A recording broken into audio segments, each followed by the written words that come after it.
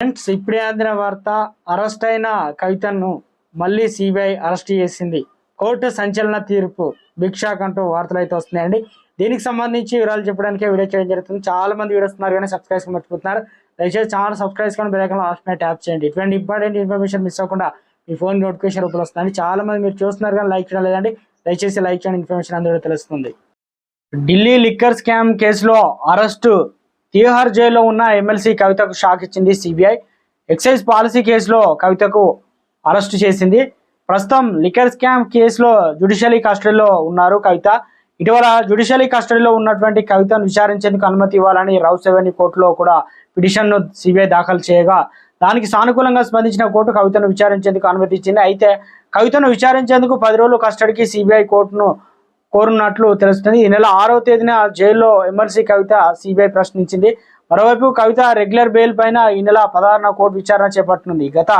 ఈ నెల 15లో liquor scam కేసులో ఎమ్మెల్సీ కవిత ఈడీ అదుపులోకి తీసుకున్న విషయం కూడా తెలిసిందే.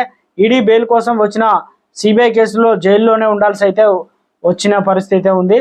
అసలు ఏమైంది? లిక్కర్ స్కామ్ కేసులో బెయిల్ కోసం ఆశగా ఎదురు చూస్తున్న ఎమ్మెల్సీ కవితకు ఊహించని షాక్ ఇచ్చింది సిబిఐ. మద్యం స్కామ్ కేసులో ఆ కవితను విచారించేందుకు అనుమతి ఇవ్వాలంటూ రౌస్ అవెన్యూ కోర్టులో పిటిషన్ దాఖలు చేసింది సిబిఐ. అయితే సిబిఐ వేసిన పిటిషన్ అంగీకరించిన కోర్టు కవితను విచారించేందుకు సిబిఐ అనుమతి ఇచ్చింది.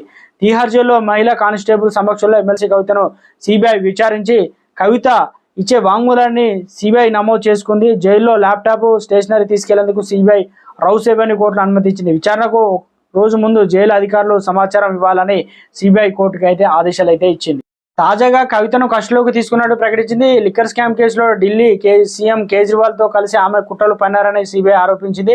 ఈ క్రమంలో కవిత జ్యుడిషియల్ కస్టడీ నుంచి సిబిఐ హెడ్ క్వార్టర్స్ను తరలించారు. మరోవైపు కవిత రెగ్యులర్ బెయిల్ పిటిషన్ ఈ నెల 16న విచారణ అయితే జరగను. తాజాగా సిబిఐ కస్టడీలో తీసుకోవడం సంచలనంగా మారింది.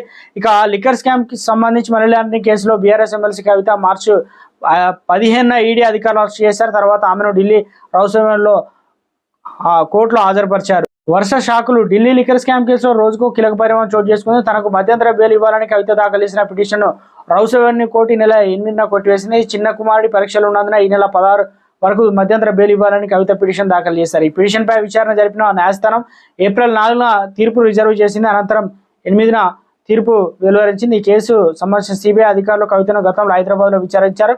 ఈడీ కేసు తిహార్ జైల్లో ఉన్న అనంతరం ఆమెను కోర్టుల అనుమతితో ఈ నెల 6న ప్రశ్నించారు. తాజాగా ఆమెను తిహార్ జైల్లో నుంచి తమ కస్టడీలోకి తీసుకొని ఉన్నారు సిబిఐ.